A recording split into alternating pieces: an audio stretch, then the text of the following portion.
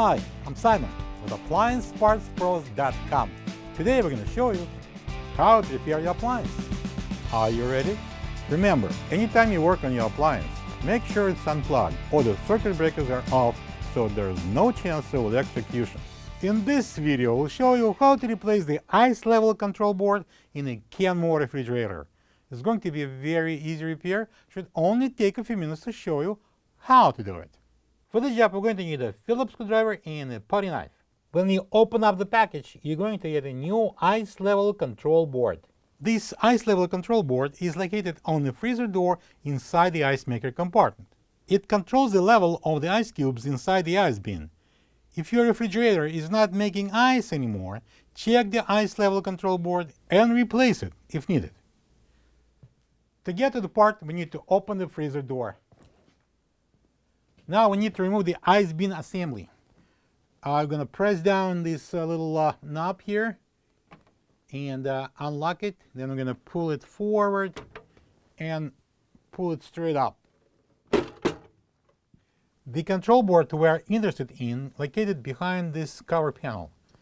To remove it, we're going to use the putty knife, and there are two locking tabs that hold this panel intact, so we're going to put it in the seam and push it and pry at the same time.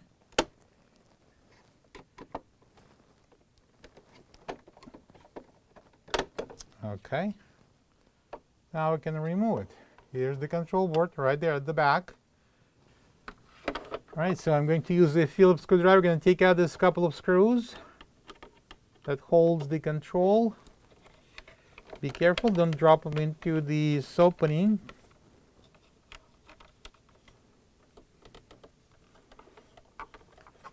And now I can remove this cover.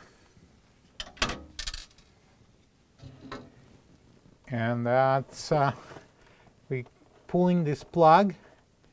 I'm going to press down on the locking tab and pull the plug out. This is the old ice level control board next to the new one. If you don't have this part, you can get it from AppliancePartsPros.com. Alright, so we've got here a new control board and we're going to plug it in.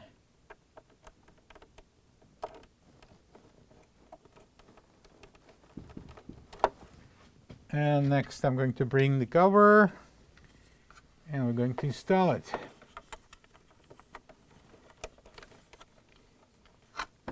Turn it this way.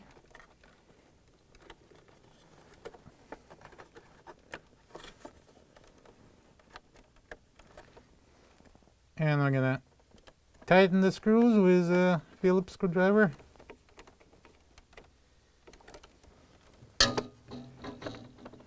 Okay, now we're going to turn it this way and place it in.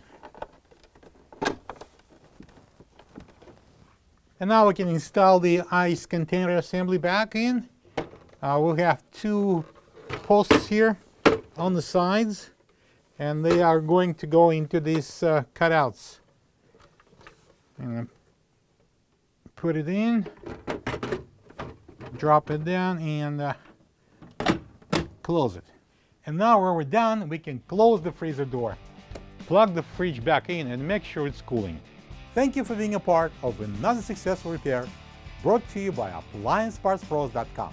For any of your future appliance repair projects, please check out our other videos available on our site, on Facebook, on YouTube, and on Instagram.